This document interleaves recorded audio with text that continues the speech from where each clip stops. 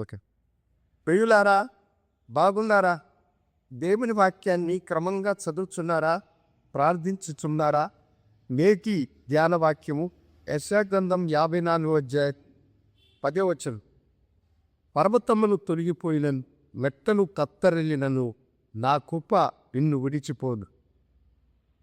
దేవుని అతి శ్రేష్టమైన వాగ్దానములలో ఈ వాగ్దానం కూడా, పర్వతములు తొలగిన, మెట్టలు తత్తరిల్లిన, నా కృప నిన్ను విడిచిపోదు అని ప్రభు చెబుతూ ఉన్నా.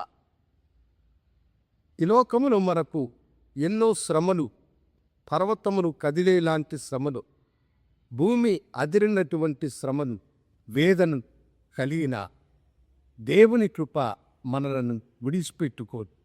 ఆయన కృప మనకు తోడుగా మూడి ఆయన మనలను ఆశీర్వదించి మనలను నడిపించువాడు. కృప అన్న మాటకు సరైన అర్థం చెప్పేసి ఎలాంటి ప్రతిఫలాపేక్ష ఆశించకుండా సహాయపడినది కృప.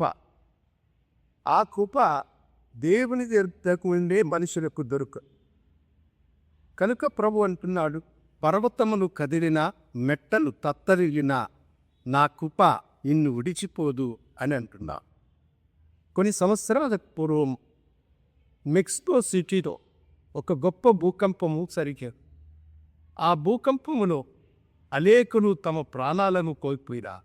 అయితే అనేక మంది పసిపిల్లలు తవ్వకాలలో అనేక దినాలు భూమి అడుగున ఉండి ప్రాణాలతో వారు బయటపడ్డారు.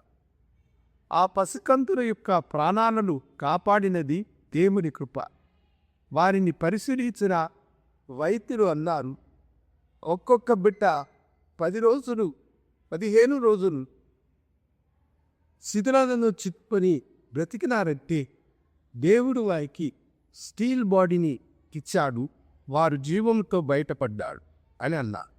అవును దేవుళ్ళ, ఈ లోకంలో మనకు కూడా ఎన్నో శ్రమలు సంభవించిన పసిబిడ్డలను కాపాడిన దేవుని కృప ఆయన నంపిన బిడ్డలమైన మనకు కూడా తోడుగా ఉండి మనను కాపాడాడు.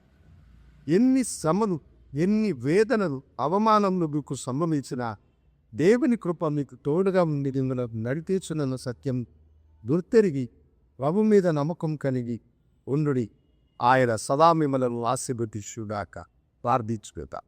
గనుడా, పరిశుద్ధాన్ని పొందరా, నీ ప్రియ హస్తము బిడ్డలకు తోడుగా నడిపించు, బలపరచు. యేసు నామం నడిపిస్తున్నాం. ఆమె శుభోదయ. ప్రభు మిమ్మల్ని దీవించుగాక.